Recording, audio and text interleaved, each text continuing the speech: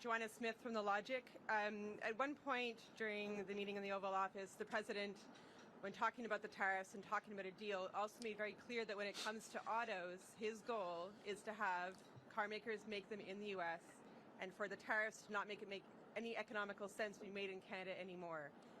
Do you anticipate lifting tariffs on autos at any point? And what did you tell him in the room about that topic? Well, we had discussion about all the major issues in the room, so to speak, in the lunch afterwards, including autos, and specifically, without going into the full details, the strategic position of the North American auto industry, or more specifically the Canadian-U.S. auto industry, versus foreign competition, including from Asia, and how that could be enhanced.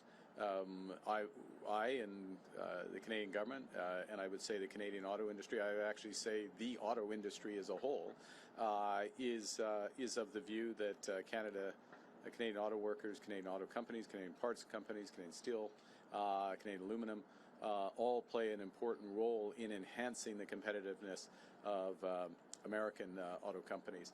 So we will continue to press that case and look for an arrangement that takes full advantage of it for the benefit of the United States, but of course, from our perspective, very much for the benefit of Canada.